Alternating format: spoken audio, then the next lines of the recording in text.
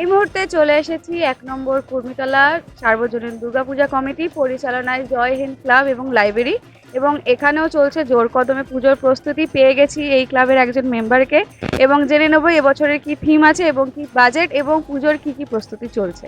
আপনার নাম? নমস্কার, আমি দুলাল পোদ্দার, যুগ্ম সম্পাদক। পাশে ভাই সঞ্জয় ও সম্পাদক। আমাদের এই বছরের বিশেষ আকর্ষণ অযোধ্যা রাম মন্দির। আমরা ৬৪তম বর্ষে পা দিয়েছি, 65তম পুজো এই বছর। আমাদের এবার বিশেষ আকর্ষণ হলো রাম মন্দিরের সঙ্গে লাইটিং। জোরতালে দুটো কাজই চলছে আমাদের এখন পুরো, যদিও আমাদের প্রাকৃতিক দুর্যোগের জন্য আমাদের একটু সময় বিলম্ব হয়েছে। আমরা এখন খুব দ্রুততার সঙ্গে কাজটা সম্পূর্ণ করতে চাই। এবছরে কতটা বাজেট আছে? আনুমানিক 20 লাখ টাকা মতন আছে। এটা একটু বাড়বে, তারা কমবে না এটা। কারণ জিনিসপত্রের দাম বেড়ে যাচ্ছে, আর যেহেতু প্রাকৃতিক দুর্যোগ, ওই জন্য কাজটা আর করতে গিয়ে আরও বেশি টাকা লেগে যাচ্ছে। কি মনে হচ্ছে এবছর মানুষ কতটা এই থিমটাকে গ্রহণ করবে? গোটা দেশ জুড়ে তো একটা রাম মন্দিরের একটা আছে, আকর্ষণ আছে। আমরা আশা করছি যে আমাদের মন্দিরটাও সকলে আসবে।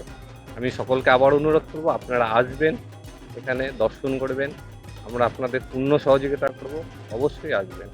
আচ্ছা, আপনারা কি ভাবছেন এবছর যদি আমরা থিমের দিক থেকে যদি সেরা সেরা ভাবি, তাহলে সেটা কি আপনাদের কমিটি সেটা পাবে? কি মনে হচ্ছে?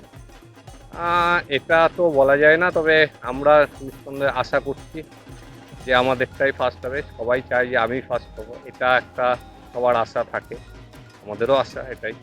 আচ্ছা, আপনারা কিছু সামাজিক কাজ করছেন, কোনো রক্তদান শিবির বা কোনো বস্ত্র প্রদান? আমাদের জয়েন্ট ক্লাব অ্যান্ড লাইব্রেরি এখানকে অনেক পুরনো ক্লাব। হ্যাঁ, এটা আমরা সারা বছরই কোনো না কোনো সামাজিক কাজের সঙ্গে যুক্ত থাকি। রক্তদান থেকে বিবাহ, কোনো দুঃস্থ পরিবার যদি কোনো মানে পড়ে, সমস্যায় পড়ে, তারা পাশে আমরা। অসংখ্য ধন্যবাদ দাদাকে, ভীষণই সুন্দর একটা থিম তারা ভেবেছে।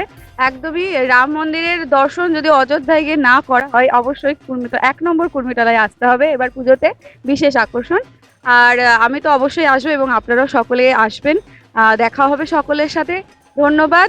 দেখতে থাকুন নিউজ ২৪ ঘন্টা। অ্যাকচুয়ালি নিউজ হচ্ছে সাধারণ মানুষের জন্য দরকার। নতুন নতুন চ্যানেল অনেক জানতে। নিউজ ২৪ ঘন্টাকে আমি অনেক শুভেচ্ছা, নতুন চ্যানেল অনেক ভালো নিউজ করি। নমস্কার, আমি আতিউল ইসলাম। শারদীয়ার সবাইকে অনেক শুভেচ্ছা। আপনারা পুজো খুব ভালোভাবে এনজয় করুন।